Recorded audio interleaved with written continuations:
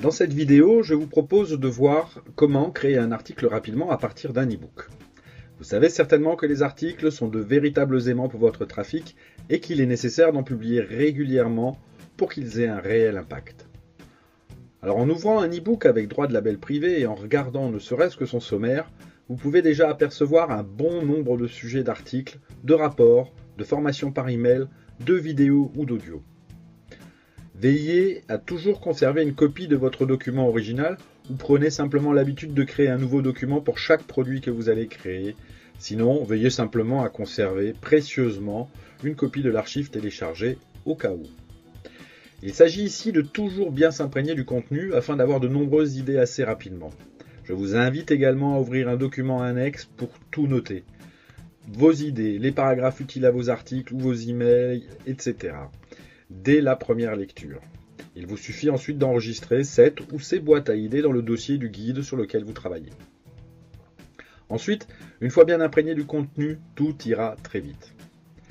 Pour cette vidéo, cette préparation a bien évidemment été faite auparavant et m'a demandé moins de 10 minutes en dehors de la lecture complète et réelle de l'e-book. Alors créons maintenant notre article. Je pars de l'introduction de l'e-book qui me permettra de créer un article d'introduction à cette série que je destine à être publiée sur un blog à thème. Elle contient à elle seule déjà 257 mots et je vous rappelle qu'un bon article devrait contenir entre 300 à 500 mots et 2 à 5% de récurrence du mot-clé, c'est-à-dire de répétition du mot-clé. Pour notre exemple, je vais rester sur le mot-clé visualisation. Je crée maintenant un nouveau document dans lequel je vais coller toutes les sections intéressantes. Je prends déjà toute l'introduction, mais il va me manquer un peu de contenu puisque nous n'avons ici que 257 mots. Je vais donc aller puiser du contenu dans la suite de mon e-book. Et j'avais repéré cette partie qui me semble intéressante car elle liera parfaitement le premier article au second que j'ai déjà prévu et qui révélera en partie un premier secret. Maintenant que mon contenu est prêt, puisqu'il contient environ 400 mots, je vais pouvoir travailler un peu mon article pour y insérer mon mot-clé naturellement et ainsi l'optimiser pour les moteurs de recherche. La recherche des mots-clés est une étape importante et je vous la détaillerai dans une autre vidéo. J'ai prévu ceci comme introduction pour cette série d'articles et elle sera évidemment modifiée en fonction du contenu de l'article si je la réutilisais. Donc je vais coller tout simplement cette partie. Il est important pour moi de partager avec vous mon expérience de la visualisation positive, car elle m'a permis non seulement de gagner une grande confiance en moi, mais aussi de changer complètement ma vie. L'expérience prévalant sur la théorie, j'espère que cet article et tous ceux qui suivront vous aideront vous aussi à avancer. Voilà, une belle introduction pour un article.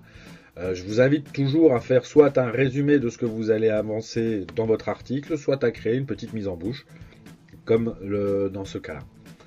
Alors, pour le titre de cet article, qui sera donc une introduction, il pourrait être celui-ci. La visualisation positive, son impact sur ma vie, ou tout simplement, qu'est-ce que la visualisation positive? Alors, continuons maintenant avec notre article que je vais éclaircir un petit peu. Je vais supprimer le second paragraphe qui était en fait l'introduction d'origine, ainsi que les deux lignes suivantes qui ont pour moi très peu d'importance. Dans le paragraphe suivant, je vais intégrer le mot-clé en remplaçant quelconque pouvoir par ce pouvoir de visualisation et modifier la fin par « vous devez vous imprégner de visualisation positive jusqu'à pouvoir avancer dans la direction que vous avez choisie en fonction de vos rêves et de vos objectifs ». Ce qui me permet une nouvelle fois d'intégrer mon mot-clé. Je vais également alléger le paragraphe suivant en remplaçant quelques mots par des synonymes. Ampleur devient confiance, inspiration, créativité, et mes projets se matérialiseront. Puis je vais rendre plus fluide la fin du paragraphe en finissant par « mais que c'est une chose bien vivante, composée des battements de cœur de toute l'humanité sur laquelle vous avez aussi votre influence ». Je continue ensuite sur le paragraphe suivant en éliminant la première partie de la phrase et en le recomposant de cette manière. Ceux qui parviennent à cette compréhension de la visualisation se trouvent éclairés par une nouvelle lumière, une nouvelle force. Ils gagnent en confiance et en puissance, jour après jour. Ils comprennent que leur espoir et leurs rêves peuvent être réalisés. Leur vie a une nouvelle signification, elle est plus riche et bien plus claire qu'auparavant. Je supprime également une partie du paragraphe suivant à partir de vos buts sont simples, car ce serait déjà trop en dire. Et la fin du dernier paragraphe sera remplacée par « Que vous rêviez de réussir ou d'échouer, sachez simplement que cela se produira. Il est naturellement plus facile d'aborder les choses négativement que positivement. C'est là tout le travail que nécessite la visualisation positive. » C'est la même idée, mais plus généralisée et surtout plus claire. Puis, je parle tout simplement de la publication d'un nouvel article, du prochain article. Et si vous n'avez pas encore ajouté une boîte formulaire ou une boîte de contact pour informer vos lecteurs de vos prochaines parutions, faites-le et ajoutez-la à la fin de votre article. Ils seront ensuite systématiquement informés de vos publications. J'ajoute pour ma part simplement cette phrase. Je partagerai avec vous mon expérience de la visualisation positive lors de mon prochain article. Alors si vous voulez en savoir plus, n'hésitez pas à vous enregistrer dans le formulaire ci-dessous. Voilà, mon article est prêt, je peux maintenant le publier sur mon blog ou sur un annuaire d'articles.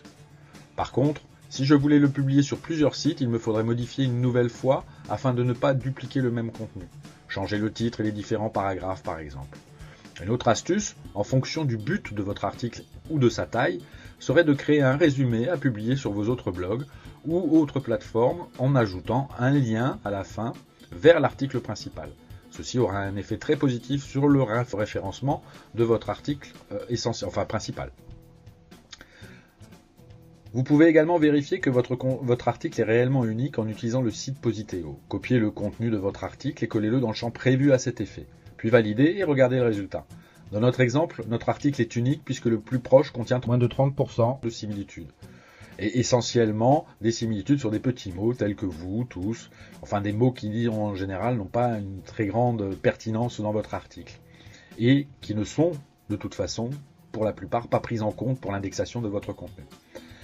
Voilà, j'espère que cette vidéo vous aura été utile et n'oubliez pas que tout ce que vous allez créer à partir d'un e-book pourra être utilisé de 1001 manières différentes.